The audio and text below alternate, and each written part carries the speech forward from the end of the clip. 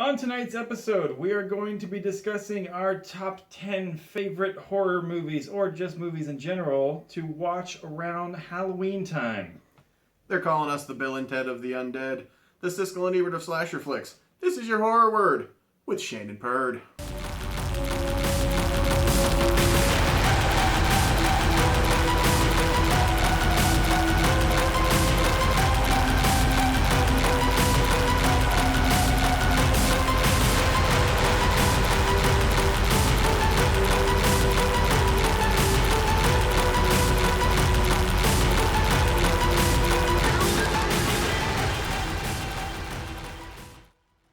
Evening, folks.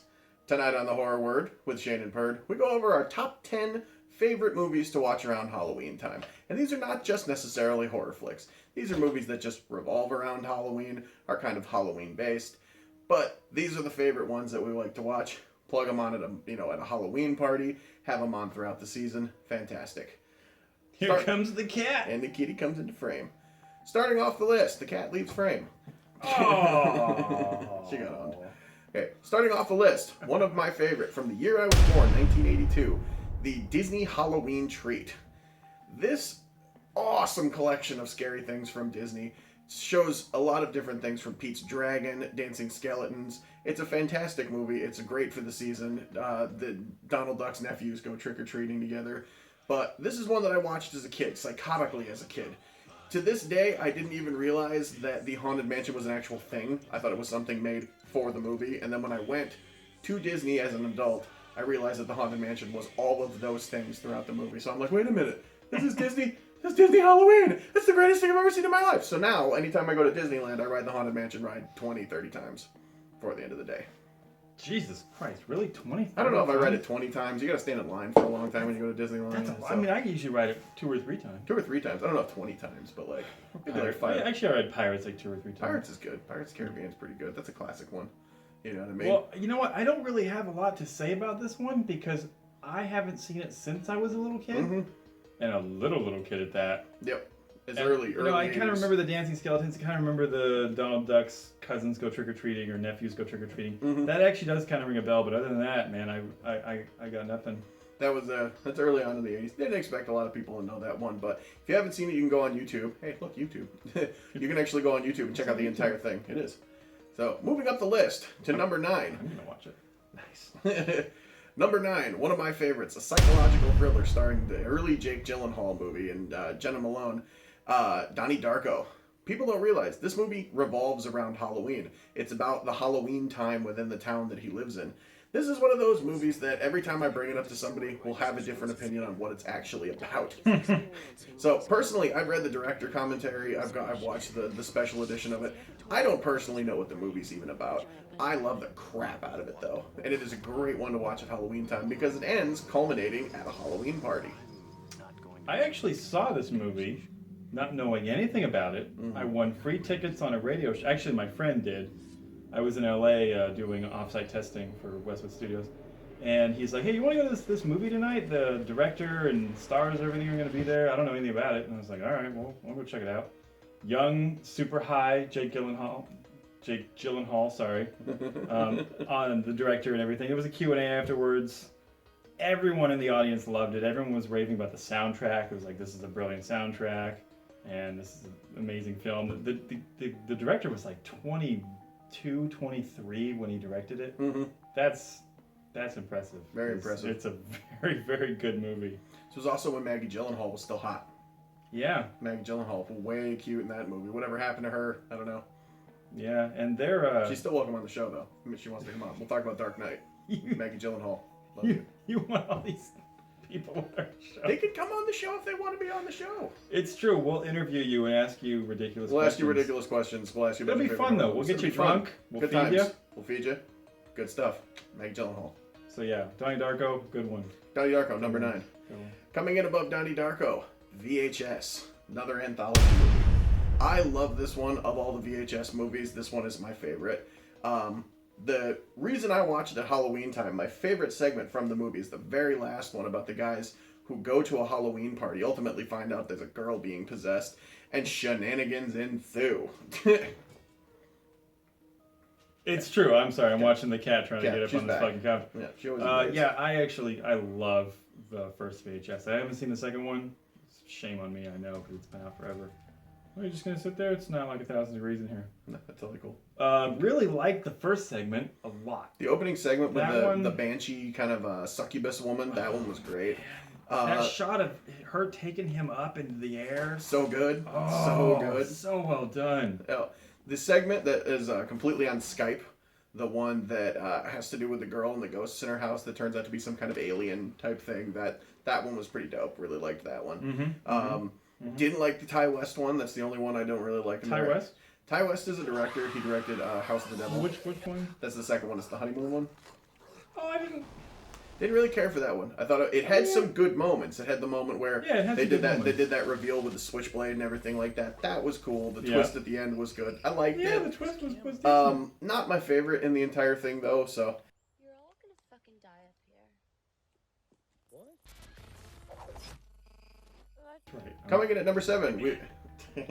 Number 7. We have Evil Dead, the original.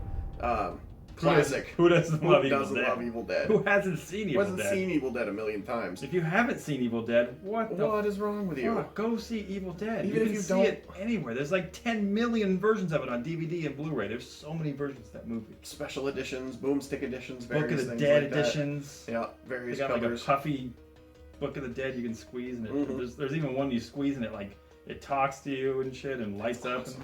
And, yeah, it's totally awesome. Let's talk about Evil Dead. So, Evil Dead, Bruce Campbell, one of the first roles you'll ever see Bruce Campbell in, like Maniac Cop and things like that. Absolutely brilliant. Revoltingly disgusting movie. Completely over the top. Floating cameras through the woods, and Kandarian demons, everything like that. I absolutely adore this movie, and I have since I was very young. I gotta be honest, I got a little sick of it there for a while because everything seemed to be about Evil Dead for a while. It was back in like early 2000s. Yeah. There were toys and it was just I don't know. I got a little sick of it, but oversaturation.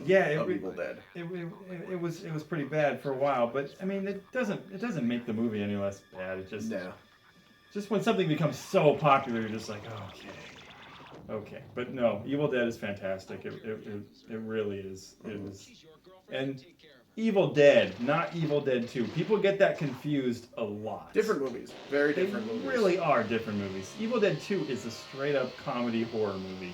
Evil Dead 1 is a horror movie. Not funny. No, it's meant in no way, shape, or form to be funny. It has some giggles sometimes. Sure. There's some really good, like, quality, laughable moments, but at the same time, they are alarmingly horrifying. The woman sitting in the doorway saying, "We're gonna get you, not another peep, time to go to sleep." Funny, but, I mean, you'll have nightmares about it.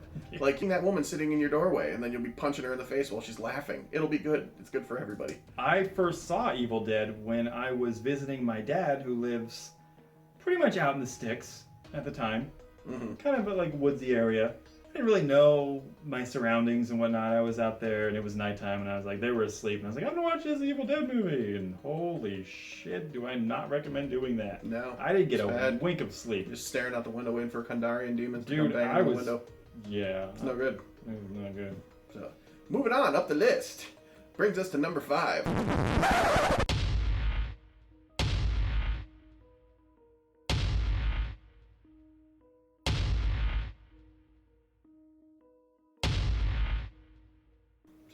Moving on up the list, brings us to number 5.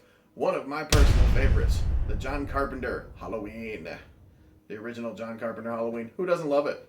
Who doesn't love it? It didn't make a higher slot on my list or on our list as it would be, because this is one that everybody watches at Halloween time. It's the name of the movie. You know what I mean? What better time to watch it than at Halloween? Like, you watch Christmas Vacation at Christmas time. You watch Halloween at Halloween time. It's a brilliant movie. Brilliant movie. John Carpenter, 1978. Jamie Lee Curtis looking better than she's ever looked. One of those all-time classics. Created a slasher flick, or created a slasher genre in a way with the Michael Myers character, who is still one of the most predominant characters in all of horror movies that have ever existed. No, this one is one of those ones that sets a benchmark for horror movies in general. Didn't make it higher on the list because of its placement in pop culture and in society and everything like that, but Fantastic movie. Absolutely Let's amazing. not leave out the soundtrack. Awesome soundtrack. Holy shit, that soundtrack. Mm-hmm. A friend of Haunting. mine took it was either film or music class in college, I don't remember what it was. But he told me that they showed a clip of Halloween. I believe it was the scene of him getting up and that eerie piano music and everything. And then they played a different soundtrack over it, like a happier soundtrack, completely changed the tone They of, put like of the Benny scene. Hill music or It something wasn't like it wasn't that. so extreme like that. It was more believable. But he was just like, it made the movie ridiculous. And it's just like, oh yeah, you know, you really got to give credit to that goddamn soundtrack. It's fantastic. It was really John Carpenter. Murdered it. Literally. Yeah. Moving on. Number 4. One of the gnarliest movies in terms of decapitations. 18 decapitations in total. Not all of them from the Headless Horseman, but the Tim Burton Sleepy Hollow. This one has more Halloween imagery. It's got a lot of pumpkins. It's got a lot of, you know, haystack kind of things. Plus, the Sleepy Hollow story is very iconic to Halloween. Everybody knows it. Everybody's heard it at some point in life. I actually grew up in upstate New York, not very far from where the town Sleepy Hollow was. So this is one that's been very iconic to me. This is also another one that is featured on the Disney Trick or Treat or the Disney Halloween Treat special, because there's an animated version of Sleepy Hollow. But this movie, there's more heads chopped off than any movie I've thought of in the past, like, any amount of years. There's just relentless amounts of decapitations. How many throughout this flick. decapitations were in it? 18. More than Joe Pesci's flick? Joe Pesci's. 8 Heads in a Duffel Bag? Yeah, way more. Lots of decapitations. Fantastic. Honestly, I never really gave two shits about this movie. And, you know, Netflix is always like, hey, you should watch this. We just put this up. And the other day, I was like, fuck, I'm going to put this on. It's really good. It's really good. It's a great movie. I dismissed it and watched it again recently, and I really liked it. So, yeah, I agree with this. Now, breaking into our top 3. Top 3. What were our top 3? I swear we've missed one. I feel like you went from 7 to 5, but all right. I've been drinking. Been drinking. 3. Coming into number 3, breaking into the top 3, we have the fantastic movie Trick or Treat. This is one I think everybody should watch at Halloween, even if you don't like horror movies.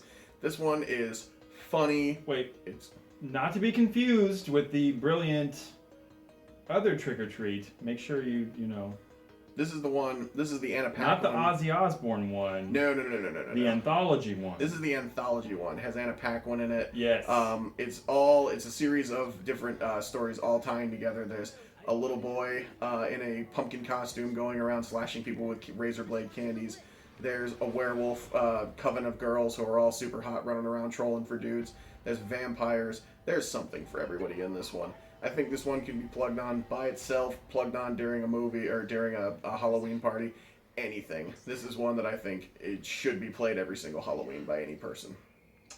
I just love the overall message. Don't be a dick on Halloween. Pass out candy. Celebrate the fucking holiday. Wear a costume. Don't be an asshole. Yeah, Nobody likes an asshole. exactly. Moving on. Number 2. Not a horror movie, but a brilliant movie regardless. The Bette Midler, Sarah Jessica Parker, only time Sarah Jessica Parker ever looked hot.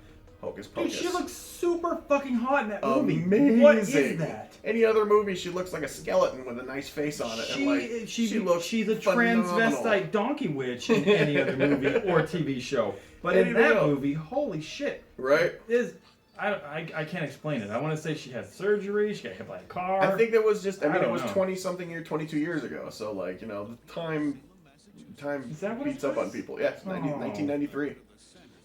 Yep. Oh, that poor unfortunate thing. Yep. Whatever, she's a millionaire. Regardless, yeah. Married that idiot. Matthew Broderick. Yeah, Yeah, he killed somebody. Ran him over with a car. I don't give a shit. He's still an He's idiot. still a prick. Matthew Broderick, don't come on the show. Sarah Jessica Parker. You know what? He was great in Ferris Bueller's Day Off, but That was- everything after that, Not I so have much. not. I mean, come on. Not a huge fan. Yeah, no. So, anyway, VHS. Filmed in Salem, Massachusetts, revolves around 3 witches coming back to life after a kid lights a black flame You just candle. said VHS. Did I say VHS? Yes. Son of a bitch. Okay, we'll cut that out. Okay. Hocus Pocus. Hocus Pocus takes place in Salem, Massachusetts, revolving around a young man who lights a black flame candle, bringing these 3 ancient witches back to life. This is actually a movie made by Disney. It's run on ABC Family. You can see it every Halloween 100 different times. It's still one of my favorites. I mean, Sarah Jessica Parker jumping around screaming, amok, amok, amok, when things are going to run amok. You know what I mean? Like, Kevin and Jimmy. Looking awesome. Bette Midler. Yep. And the zombie. The zombie. I love Billy. the zombie. Billy Butcherson. Gets his dome knocked off in pretty much every scene. Fantastic. Did you know that the kid in that, the kid who plays Thackeray Binks, his voice is dubbed in every single scene?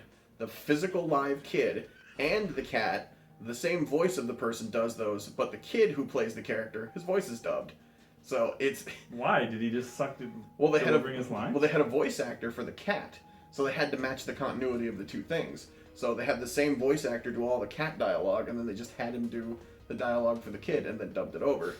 So it all matched all together, but... All right. One of my favorites to watch at Halloween. Well done, dub. Oh yeah, well done, really well done. Bringing us full circle to our number one movie to watch at Halloween. Which we honestly disagree on. I have mine, you have yours. Well, let's do yours, and then I'll do mine. Mine, personally, favorite horror movie, or favorite movie to watch at Halloween. Classic, back when Jessica Alba was still hot, Seth Green, Devon Sawa, Idle Hands. This one, tons of imagery of Halloween. Offspring at one point playing in front of a giant pumpkin. Are you kidding? That's amazing. Back at a time before Jessica Alba stopped being hot.